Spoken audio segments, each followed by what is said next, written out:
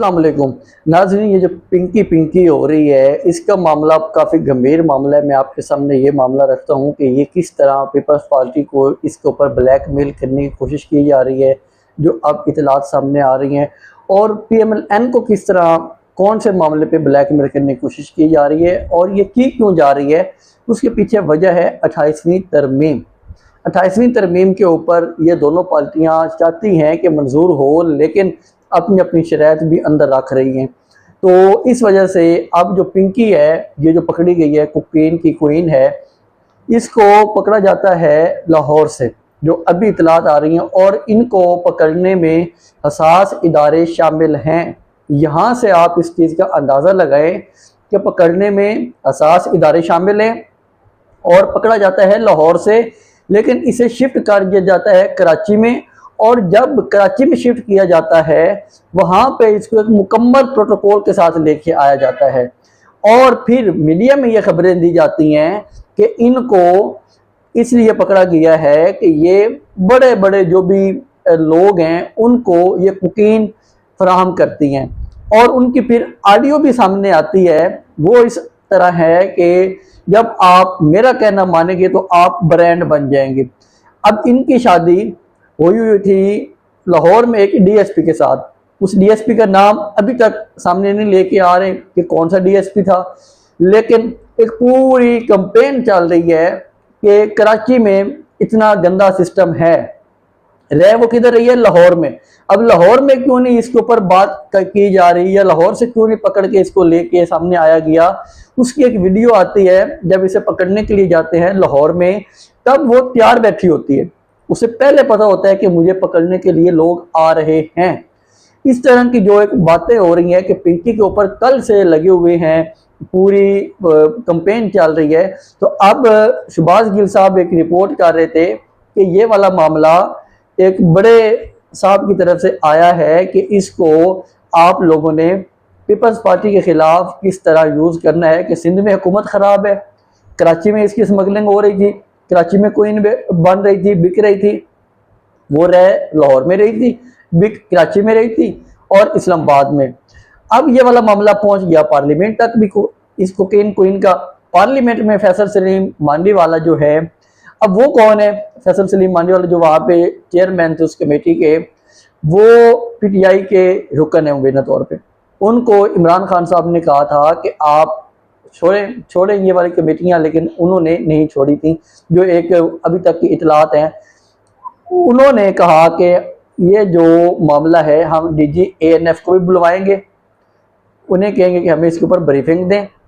अब वो इतने करीब है उन लोगों के, और उन्होंने कहा है कि ठीक है DG ANF भी आ जाएगा।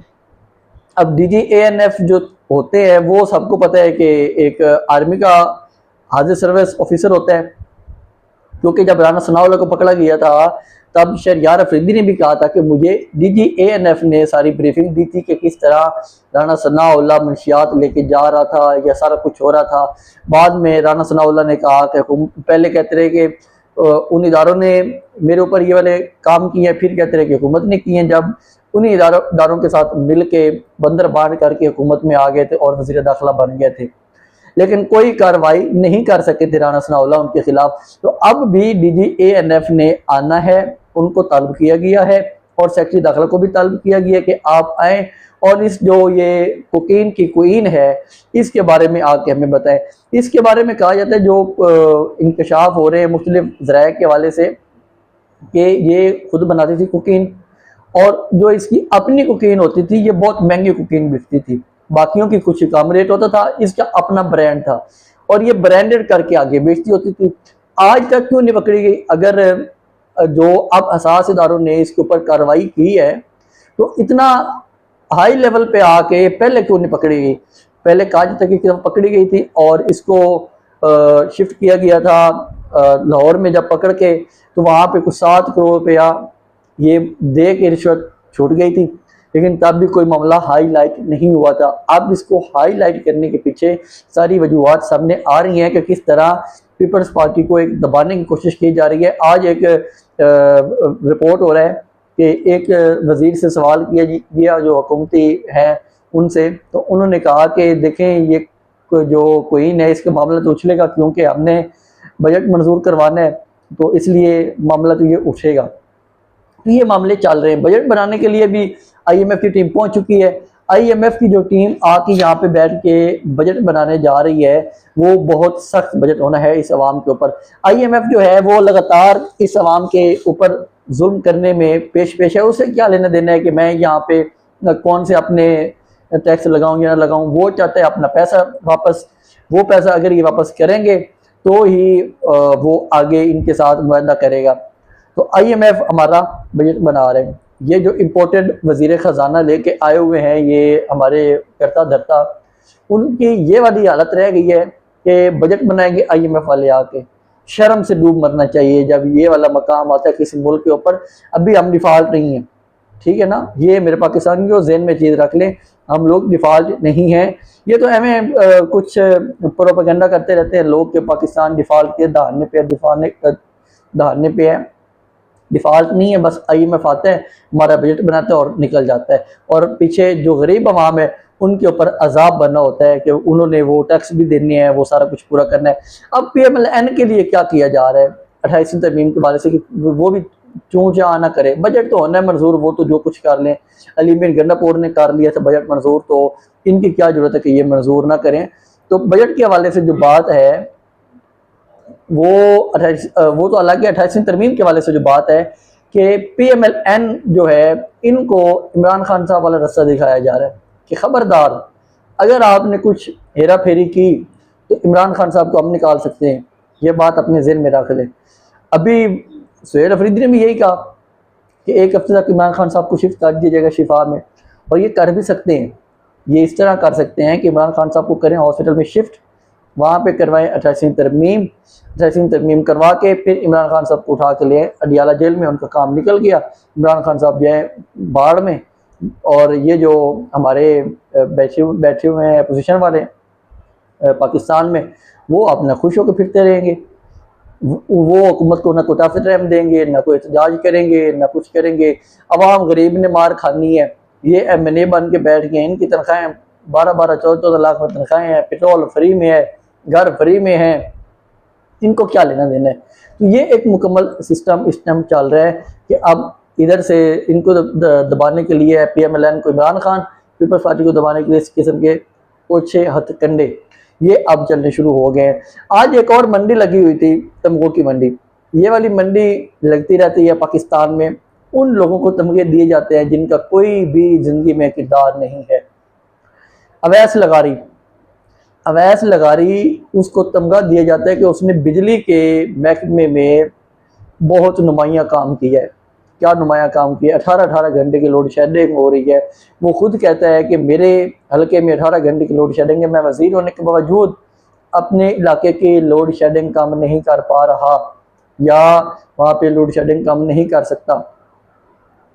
तो फिर उसको तमगा दे दिया जाता है।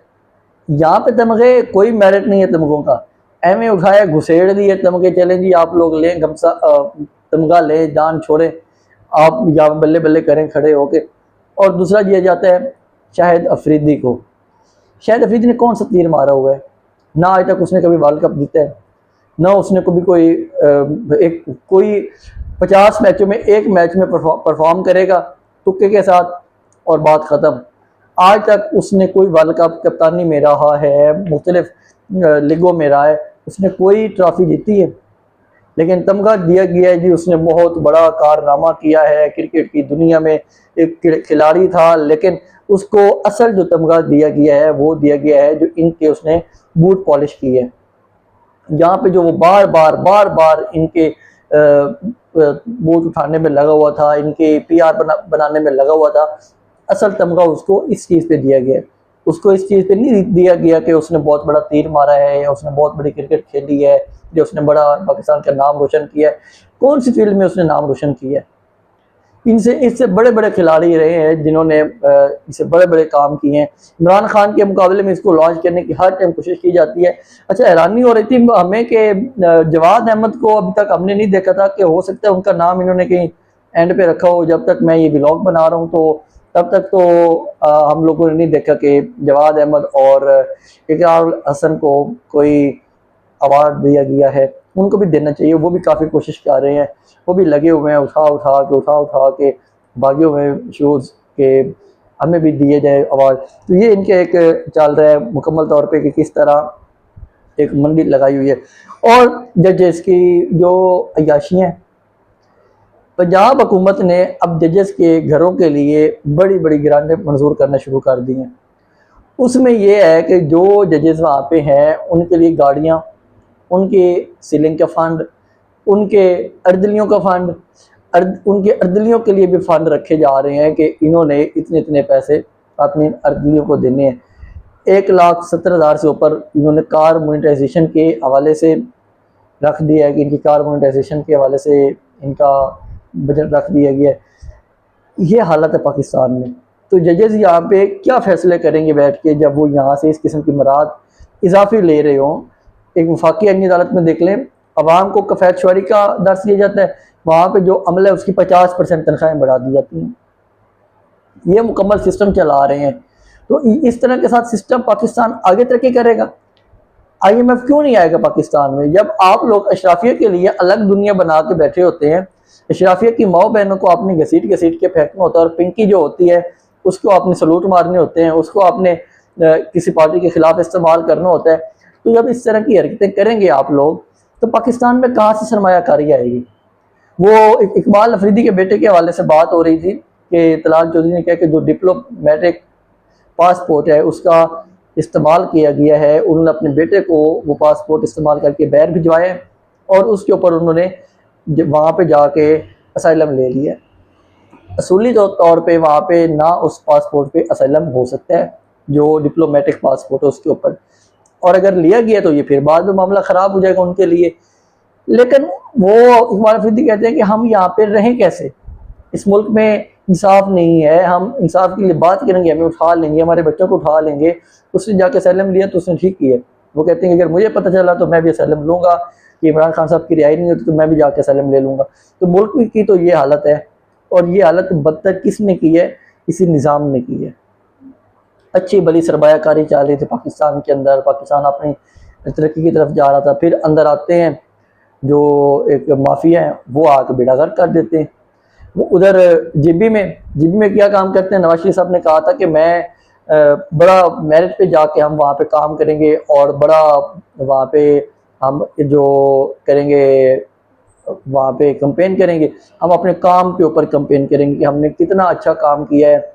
उस काम की बिना पे हम वहाँ पे आवाम के पास जाएंगे, वहाँ से वोट लेंगे। लेकिन होता क्या है, वहाँ पे आखिरी दिन जो एक चीफ इलेक्शन कमिश्नर है वहाँ पे उसने जो पोलो मैन की पार्टी है उसका इंतखाबी निशान ले लेता है वापस। तो इस तरह की तो ये सियासत कर रहे हैं कि दूसरे खिलाड़ी को मैदान से भी आउट कर दो, फिर अपनी जगह बनाओ और फिर आके यहाँ पे अपना काम शुरू करो और इलेक्शन लड़ो। आवाम के सामने जाने की इनमें अब जुर्रत ही नहीं है और ना ये लोग जा सकते हैं। अब ये लोग सिर्फ और सिर्फ सहारे में रहेंगे कि हम कहाँ से हमें कॉल आए या हम बूट पॉलिश करके इक़्तिदार में आ जाएं। अदरवाइज इनके पास अब अवामी मैंडेट बिल्कुल भी नहीं है, ना अवाम इनको अब मैंडेट देना चाहती है। पहले ये चोरी के मैंडेट पे बैठे हुए हैं तो अब ये मज़ीद भी इसी तरह चलते रहेंगे। इसके अलावा इनके पास कोई हाल नहीं है। जैसे ये चूँ चाँ करेंगे वहाँ पे ऑर्डर होगा, इमरान खान साहब का एक मुलाकात का ऑर्डर आएगा और इनकी चूँ चाँ सारी ख़त्म हो जाएगी और ये लैन हाजिर होकर पहुँचे होंगे, तरमीमों में लगे होंगे या जो भी वो कहेंगे उनके पीछे लगे होंगे। सिर्फ एक इमरान खान का केस लगने की देर होगी। सलमान अकरम रजा साहब आज भी सुप्रीम कोर्ट में वो प्रेस कॉन्फ्रेंस कर रहे थे, आमिर खान भी थे उनके साथ, अली बुखारी भी थे, वो वहाँ पे प्रेस कॉन्फ्रेंस कर रहे थे। तो वो एक ही चीज़ कह रहे थे कि जो लोग कल एक कंपेन चल रही थी कि ईमान बेजारी और हादी अली चट्ठा उनका केस उन्होंने बड़ी कार्रवाई कर ली है, उनका केस बड़ा आगे चला गया है, लेकिन जो PTI है वो रिलीफ नहीं ले सकी। तो हमने पहले भी कहा था इमरान खान साहब का केस और उनके केस में ज़मीन आसमान का फ़र्क है। इमरान खान साहब की लड़ाई इस सिस्टम के साथ है और ये जो सिस्टम है ये इमरान खान को अफोर्ड कर ही नहीं सकता। इमरान खान साहब के साथ अवाम है तो उनके साथ तो अवाम खैर नहीं है, बस कुछ इदारे हैं जो सपोर्ट करते हैं या वो कुछ अपने हक के लिए खड़े होते हैं या मजलूमों की आवाज़ बनते हैं। तो अवाम कहती है कि ये बिल्कुल ठीक है, लेकिन इमरान खान एक सियासी लीडर है और ये लीडर है, वो लीडर नहीं है, वो वकील है। उनके लिए अलग क्राइटेरिया है। अब ये यहाँ पे गए तो उन्होंने कहा कि इमरान खान साहब का 1 साल से ज़्यादा अरसा हो गया है, इमरान खान साहब का केस लगा हुआ है, उस पर कार्रवाई नहीं हो रही, तो हम कहाँ पे जाए। और मसला भी यही है, इमरान खान साहब के केसों के ऊपर कार्रवाई नहीं हो रही।